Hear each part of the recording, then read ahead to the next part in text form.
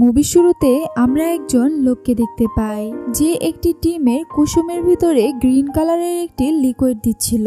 কিছুক্ষণের মধ্যেই কুসুমটি একটি থেকে দুটি হয়ে যায়। এরপর সিন শিফট হয় আর আমরা দেখতে পাই কয়েকজন লোক মিলে এলিজাবেথ স্পার্কল নামক একটি স্টার বানাচ্ছে। আসলে এলিজাবেথ অনেক সুন্দরী একজন মডেল, পাশাপাশি একটি জনপ্রিয় শো এর হোস্ট। স্টারটি তৈরির পর প্রথম মানুষ স্টারটির সাথে এসে ছবি তুলত, কিন্তু আস্তে আস্তে এটির প্রতি মানুষের ইন্টারেস্ট চলে যায়। একটা সময় পর স্টারটি ভেঙে যায়, কিন্তু কেউ এটা খেয়ালও করে না।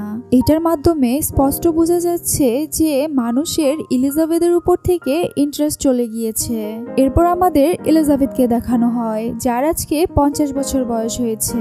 সে এখন বৃদ্ধ হয়ে গিয়েছে, কিন্তু এখনো সে সেই শোটিকেই হোস্ট করছে। এলিজাবেথ শুটিং শেষ করে ওয়াশরুমে যায়, কিন্তু কোনো কারণবশত আজকে লেডিস ওয়াশরুম বন্ধ ছিল। তাই সে বাধ্য হয়ে জেমস টয়লেটে চলে যায়। তখনই সেখানে তার শো এর ডিরেক্টর চলে আসে। ডিরেক্টর কারো সাথে ফোনে কথা বলছিল। সে বলে এলিজাবেথ এখন বৃদ্ধ হয়ে গিয়েছে, আর এলিজাবেথের জন্য এখন তাদের শো এর টিআরপি কমে যাচ্ছে, তাই তাদের নতুন কোনো ইয়ং মডেল নিতে হবে। এগুলো শুনে এলিজাবেথ অনেক কষ্ট পায়। সে অনেকক্ষণ আয়নার দিকে তাকিয়ে নিজেকে দেখতে থাকে, আর সে ভাবতে থাকে যে সৌন্দর্য নিয়ে একসময় তার এত অহংকার ছিল, সেই সৌন্দর্য এখন আর নেই। এখন তার চামড়া কুঁচকে গিয়েছে, ফেসে ছোপ ছোপ দাগ পড়েছে। যাই হোক, এরপর এলিজাবেথ ডিরেক্টরের সাথে কথা বলতে যায়, কিন্তু সে তাকে স্পষ্টভাবে জানিয়ে দেয় সে তার কোনো হেল্প করতে পারবে না। সে বলে, দেখো এলিজাবেথ, আমার শো চলে মানুষের মাধ্যমে, কিন্তু মানুষ চায় সৌন্দর্য। আমার তাদেরকে তাই দিতে হবে, যেটা এখন আর তোমার কাছে নেই। এইসব কথা শুনে এলিজাবেথ অনেক আপসেট হয়ে যায়। এরপর সে বাসায় ফিরতে থাকে। রাস্তায়ও সে এগুলো নিয়ে ভাবছিল। তখনই তার চোখে পড়ে লোকজন তার ব্যানার নামিয়ে অন্য কোনো মডেলের ব্যানার লাগাচ্ছে, যেটা দেখতে গিয়ে তার ড্রাইভিং থেকে মনোযোগ সরে যায়, আর এখানে তার অনেক বড় অ্যাক্সিডেন্ট হয়ে যায়। কিন্তু অবাক করা বিষয় হলো, এত বড় অ্যাক্সিডেন্ট হওয়ার পরেও এলিজাবেথের শরীরে একটা দাগও হয়নি। যাই হোক, ডক্টর এলিজাবেথকে চেক আপ করে ডিসচার্জ করে দেয়, কিন্তু এলিজাবেথ কষ্টে গুমড়ে গুমড়ে কান্না করতে থাকে। তখনই একজন নার্স এসে তার কোমরের হাড় চেক করে তাকে তার কাপড়গুলো ফেরত দিয়ে দেয়। বাইরে বের হয়ে সে ফিল করে তার ওভারকোটের পকেটে নার্স কোনো একটা মেসেজ দিয়েছে।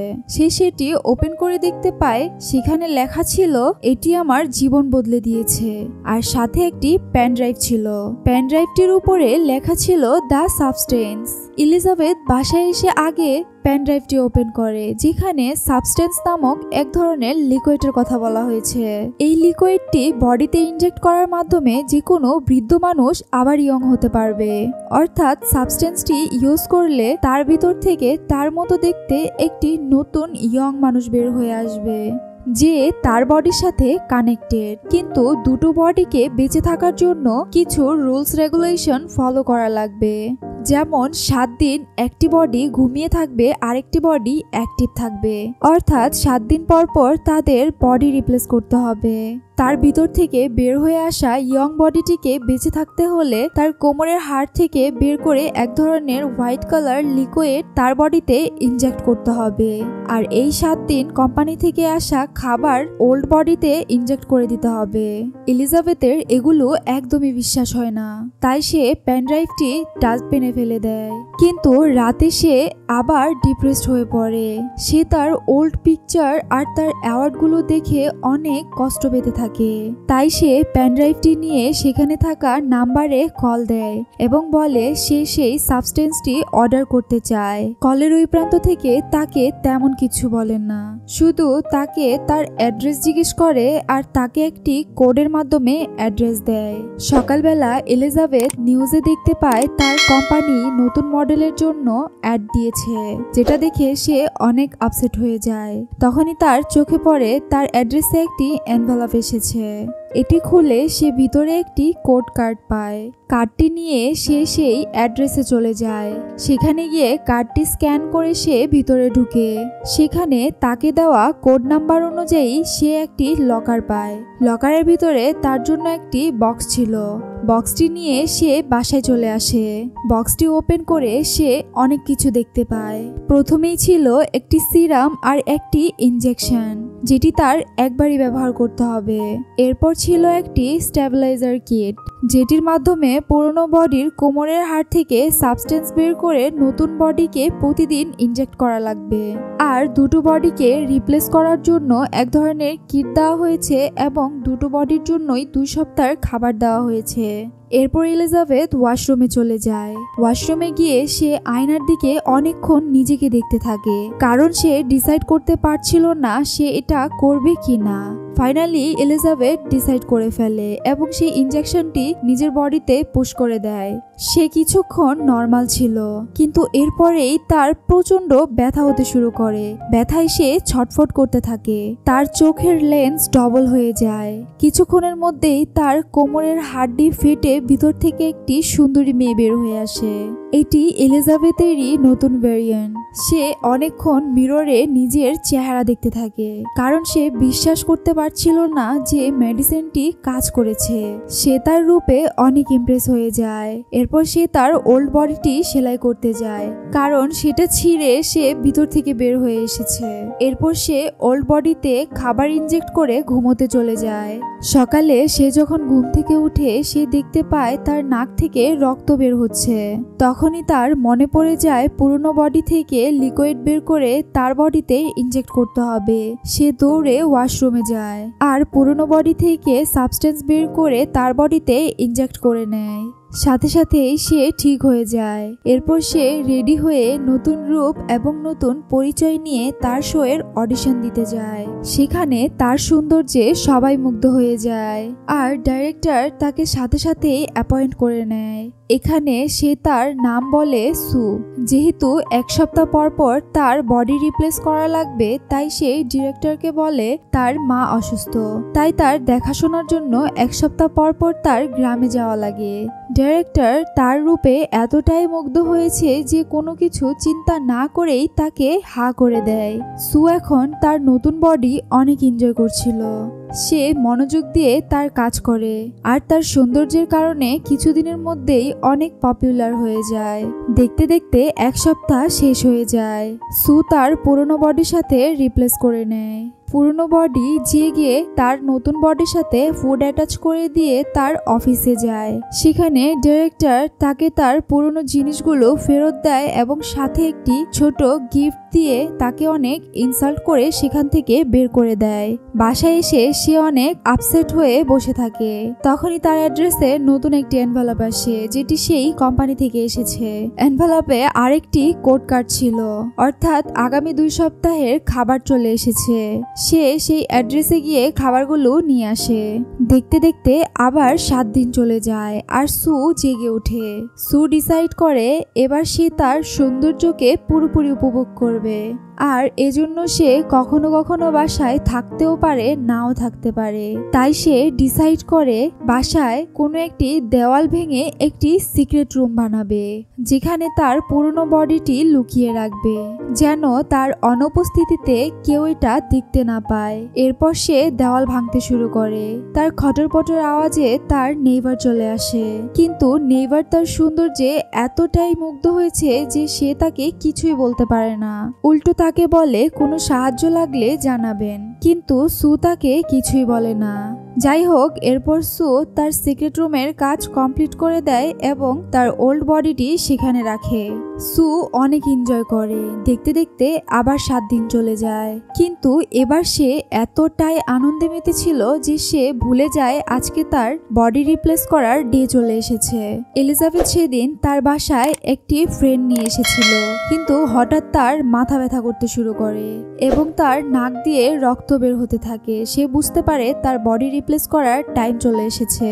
সে দৌড়ে সিক্রেট রুমে চলে যায়, কিন্তু এখন তার মনে লোভ জেগেছে। তাই সে তার খাবারটি ওল্ড বডির সাথে অ্যাটাচ করে দেয় এবং তার প্রয়োজনীয় সাবস্টেন্স বের করে নেয় এবং তার বডিতে ইনজেক্ট করে দেয়। এরপর সু আরও 1 সপ্তাহ এই বডিতেই এনজয় করে। কিন্তু 1 সপ্তাহ পরে যখন এলিজাবেথ জেগে ওঠে সে দেখতে পায় তার একটি আঙুল গলে গিয়েছে। এটা হয়েছে সুর রুলস রেগুলেশন ফলো না করার কারণে। সে ইমিডিয়েটলি কোম্পানিতে কল করে, কিন্তু তারা জানায় যেটা হয়েছে সেটা আর চেঞ্জ করা যাবে না। নেক্সট টাইম খেয়াল রাখতে হবে যেন এমন ভুল আর না হয়। এরপর এলিজাবেথ পরবর্তী সপ্তাহের খাবার আনতে যায়। খাবার নিয়ে আসার সময় সে একটি রেস্টুরেন্টে খাবার খেতে যায়। সেখানে তার একটি বৃদ্ধ লোকের সাথে দেখা হয়। লোকটি তাকে অনেক আজব আজব কথা বলছিল। সে নোট করে লোকটির হাতে একটি কালো দাগ রয়েছে, ঠিক হসপিটালের ওই নার্সটির মতো। সে বুঝতে পারে এই বৃদ্ধ লোকটি সেই নার্সটির ওল্ড বডি। বৃদ্ধ লোকটি তাকে ভয় পাইয়ে দিয়ে বলে, কি তোমার নতুন শরীর কি তোমাকে খেতে শুরু করেছে? এটা শুনে এলিজাবেথ অনেক বেশি ভয় পেয়ে যায় আর দৌড়ে সেখান থেকে বের হয়ে যায়। বাসায় এসে এলিজাবেথ ডিসাইড করে সে এই বডিতেই থাকবে। তাই সে তার একটি ফ্রেন্ডকে কল দেয় মিট করার জন্য। এরপর সে সুর মতো করে সাজে এবং অনেক সুন্দর একটি ড্রেস পরে। কিন্তু সে বাসার বাহিরে গিয়ে সুর ব্যানার দেখতে পায়, যেটা দেখে তার কনফিডেন্স কমে যায়। এরপর সে ভিতরে চলে আসে। সে অনেক আপসেট হয়ে আয়নার দিকে তাকিয়ে নিজেকে দেখতে থাকে। এরপর সে ডিপ্রেসড হয়ে নিজের ড্রেস এবং সাজ সবকিছু নষ্ট করে ফেলে। সে সেদিন আর বাহিরে যায় না। অনেক বেশি ফাস্ট ফুডস খেয়ে সে ঘুমিয়ে পড়ে। পরদিন সু রেডি হয়ে শুটিং স্পটে চলে যায়। শুটিং করার সময় সু তার রানে উঁচু কিছু একটা দেখতে পায়, যেটা দেখে সে ভয় পেয়ে তাড়াতাড়ি ওয়াশরুমে চলে যায়। এরপর সে সেটা তার বেলি বাটন দিয়ে বের করে আর দেখতে পায় এটি একটি লেগ পিস ছিল, যেটা এলিজাবেথ রাতে খেয়েছিল। তখনই সু জেগে উঠে। আসলে এটা সুর একটা স্বপ্ন ছিল। এরপর সু রেডি হয়ে অফিস চলে যায়। সেখানে গিয়ে দেখতে পায় সবাই প্যাকিং করছে, যেটা দেখে সে অনেক ভয় পেয়ে যায়। সে তাড়াতাড়ি ডিরেক্টরের সাথে দেখা করতে যায়। ডিরেক্টর তার টেনশন দূর করে দিয়ে বলে, তুমি আর এই নর্মাল শো হোস্ট করবে না, তুমি এখন নিউ ইয়ার ইভ হোস্ট করবে। এটা শুনে তো সুর খুশির ঠিকানা ছিল না, আর সে কোনো কিছু চিন্তা না করেই হা করে দেয়। কিন্তু নিউ ইয়ার ইভ সেই দিন ছিল যেদিন তার বডি সুইচ করতে হবে। সু এবার অনেক দিন এই বডিতেই থাকে আর তার প্রয়োজন অনুযায়ী তার ওল্ড বডি থেকে স্ট্যাবিলাইজার নিতে থাকে, যেটার এফেক্ট তার পুরনো বডিতে পড়ে। অনেকদিন পর যখন সু তার বডি সুইচ করে তখন এলিজাবেথ উঠে দেখতে পায় সে একদম বৃদ্ধ হয়ে গিয়েছে। তার বডির এই অবস্থা দেখে সে সুকে ঘৃণা করতে শুরু করে। এমনকি তার ঘর থেকে সুর সব ম্যাগাজিন ছবি সবকিছু ফেলে দেয়। এলিজাবেথ ফ্রাস্ট্রেটেড হয়ে আবার কোম্পানিতে কল করে এবং তাদেরকে আস্ক করে, আমি কি আমার আগের বডি কোনোভাবে ফেরত পেতে পারবো না? কোম্পানি থেকে জানায়, আপনাকে আগেও বলা হয়েছে যেটা হয়ে গিয়েছে সেটা আপনি আর চেঞ্জ করতে পারবেন না, কিন্তু আপনি চাইলে এখানেই সবকিছু বন্ধ করতে পারেন। তবে এখন আপনার বডি যে কন্ডিশনে আছে এভাবে আপনার বাকি জীবন কাটিয়ে দিতে হবে। কিন্তু এটা এলিজাবেথ একসেপ্ট করতে পারে না, কারণ তার বডির এখন যে কন্ডিশন এটা নিয়ে সে তার বাকি জীবন কাটাতে পারবে না। তখনই শোর জন্য কল আসে, তাই এলিজাবেথ না চাইতেও সুকে জাগিয়ে তোলে। জেগে উঠে সু এলিজাবেথের শরীর থেকে 3 মাসের জন্য স্ট্যাবিলাইজার বের করে নেয়। এই 3 মাস সু অনেক এনজয় করে, কিন্তু লাস্ট ডেতে তার বডি ফাটতে শুরু করে। সেদিনও সে তার বাসায় একটি ছেলে নিয়ে আসে। সে যখন বুঝতে পারে তার বডি ফাটতে শুরু করেছে সে তাড়াতাড়ি সিক্রেট রুমে চলে যায়। সেখানে গিয়ে সে দেখতে পায় আজকে এলিজাবেথের শরীর থেকে কোনো সাবস্টেন্স বের হয়নি। ভয় পেয়ে সু তাড়াতাড়ি কোম্পানিতে কল করে আর জানায় এলিজাবেথের শরীর থেকে সাবস্টেন্স বের হচ্ছে না। কোম্পানি থেকে জানায়, আপনি হয়তো এলিজাবেথের শরীর থেকে সব সাবস্টেন্স ইউজ করে ফেলেছেন। এখন তার শরীরে নতুন সাবস্টেন্স হওয়া পর্যন্ত আপনার ওয়েট করতে হবে। এখন আপনি আপনার বডি সুইচ করে নেন। তাই সু তাড়াতাড়ি বডি সুইচ করে নেয়। বডি এক্সচেঞ্জ করার সময় যে শব্দগুলো হচ্ছিল সেগুলো রুমে থাকা ছেলেটি শুনতে পায়। ছেলেটি বুঝতে পারে এখানে কোনো একটা কিছু হচ্ছে, তাই সে ইনভেস্টিগেট করার জন্য ওয়াশরুমের দিকে আসে। তাই এলিজাবেথ তাড়াতাড়ি ওয়াশরুমের দরজা বন্ধ করে দেয়, কারণ সে এখন অনেক বেশি বৃদ্ধ হয়ে গিয়েছে এবং দেখতে অনেক ভয়ঙ্কর হয়ে গিয়েছে। সে আয়নার দিকে তাকিয়ে নিজেকে দেখে অনেক কষ্ট পায় আর আফসোস করতে থাকে। এরপর সে কোম্পানিতে কল করে আর বলে আমি সব কিছু এখানে বন্ধ করতে চাই। কোম্পানি তার কথা মেনে নেয় আর টার্মিনেশন ফ্লুইড নিয়ে যেতে বলে। এলিজাবেথ যেহেতু ভয়ঙ্কর দেখতে হয়ে গিয়েছিল তাই সে তার ফেস কভার করে রেডি হয়ে ফ্লুইড আনতে যায়। ফ্লুইডটি এনে সে সেটা সুর বডিতে ইনজেক্ট করতেই যাবে, তখনই তার ম্যানেজারের কথা মনে পড়ে যায়। ম্যানেজার তাকে বলেছিল একবার ফ্লুইডটি ইনজেক্ট করে ফেললে সে আর কখনোই বডি চেঞ্জ করতে পারবে না। তাই সে ডিসাইড করে সে আর ফ্লুইডটি ইনজেক্ট করবে না। কিন্তু তখনই সে মিররে নিজেকে দেখতে পায়। দেখে তার সুর প্রতি অনেক রাগ হয় আর সে সাথে সাথে ইনজেকশনটি সুর বডিতে পুশ করে দেয়। অর্ধেক দিতেই তার মনে পড়ে যায় সামনে একটি অ্যাওয়ার্ড ফাংশন রয়েছে যেখানে সে অ্যাওয়ার্ড পাবে। সে লোভে পড়ে বাকি সিরামটুকু আর ইনজেক্ট করে না। এরপর সে সুকে জাগানোর চেষ্টা করে, কিন্তু সু জাগে না। অনেকক্ষণ চেষ্টা করে সে বডি সুইচ করার চিন্তা করে, কিন্তু বডিও সুইচ হচ্ছিল না। তাই সে তার কোমরের হাড় থেকে অ্যাক্টিভেটর বের করে সুকে লাগিয়ে দেয় আর সাথে সাথে সু জেগে ওঠে। সু একই টাইমে তার ওল্ড বডিকেও জেগে থাকতে দেখে ভয় পেয়ে যায়। তখনই সু সেখানে টার্মিনেশন ইনজেকশন দেখতে পায়। দেখে সু বুঝতে পারে যে এলিজাবেথ তাকে টার্মিনেট করার ট্রাই করেছে। এটা দেখে সে অনেক রেগে যায় আর এলিজাবেথকে পাগলের মতো মারতে থাকে। মারতে মারতে এক পর্যায়ে এলিজাবেথের মাথা ক্র্যাশ করে। তখনই সে রিয়েলাইজ করতে পারে সে অনেক বড় ভুল করে ফেলেছে, কারণ সে আর এলিজাবেথ আলাদা কেউ নয়। আর তাছাড়া এখন থেকে সে আর সাবস্টেন্স পাবে না। যাই হোক, সবকিছু চিন্তা বাদ দিয়ে সে রেডি হয়ে অ্যাওয়ার্ড ফাংশনে চলে যায়। সেখানে সবাই তাকে অনেক সুন্দর করে ওয়েলকাম করে। তার এগুলো অনেক ভালো লাগে, কিন্তু হঠাৎ করেই তার বডিতে খারাপ লাগা অনুভব করে। সে তাড়াতাড়ি ওয়াশরুমে যায়। ওয়াশরুমে গিয়ে সে দেখতে পায় তার দুটো দাঁত খুলে পড়ে গিয়েছে। তখনই তার মাথায় আসে সে যদি বাসায় গিয়ে অ্যাক্টিভেশন সিরাম ইনজেক্ট করে নেয় তাহলে তার ভিতর থেকে আরেকটি এলিজাবেথ বের হতে পারে। তাই সে তাড়াতাড়ি বাসার উদ্দেশ্যে রওনা দেয়। লিফটে তার কান এবং হাতের নখ খুলে পড়ে যায়। বাসায় গিয়ে সে দ্রুত সিরামটি ইনজেক্ট করে নেয়। তখনই তার প্রচন্ড ব্যথা অনুভব হতে থাকে। এলিজাবেথের মতো তারও পিঠের হাড় ফেটে ভিতর থেকে একটি ক্রিয়েচারের মতো মানুষ বের হয়ে আসে, যেটি দেখতে অনেক ভয়ঙ্কর ছিল। ক্রিয়েচারের মতো দেখতে হাইব্রিডটি অনেক বেশি আপসেট হয়ে যায়। সে সুর ড্রেস পরে এবং মুখে সুর পোস্টার লাগিয়ে সেই অনুষ্ঠানে যায়। সেখানে গিয়ে সে ভাষণ দেয়, কিন্তু এক পর্যায়ে তার মুখ থেকে পোস্টারটি সরে যায় আর সবাই তার ভয়ঙ্কর চেহারা দেখে ফেলে। সবাই ভয়ে দৌড়াদৌড়ি করতে থাকে এবং তাকে মারতে থাকে। একজন লোক ব্যাট দিয়ে তার মাথায় আঘাত করে, যার ফলে তার মাথা ছিটকে গিয়ে পড়ে আর তার শরীর টুকরো টুকরো হয়ে যায়। পুরো স্টেডিয়াম রক্তে ভরে যায়। মানুষ এদিক সেদিক দৌড়াদৌড়ি করতে থাকে।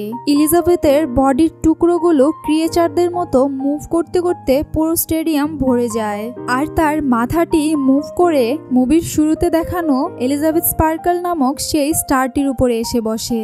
সৌন্দর্যের লালসায় তার পুরো বডি ধ্বংস হয়ে গিয়েছে, শুধু তার মাথাটি বিভৎস অবস্থায় সেখানে পড়ে রয়েছে। সে আকাশের দিকে তাকিয়ে হাসে আর তখনই তার মাথা সেখানে ফেটে যায় আর সেই স্টারটি রক্তে ভরে যায়। পরদিন সকালে সার্ভেন্ট সেই রক্তগুলো মুছে দেয়। এখানেই এই মুভিটি শেষ হয়ে যায়। মুভিটি ভালো লাগলে like, comment, share and subscribe করবেন। চ্যানেলের নোটিফিকেশন সবার আগে পেতে চাইলে বেল আইকন প্রেস করে রাখবেন। Thanks for watching.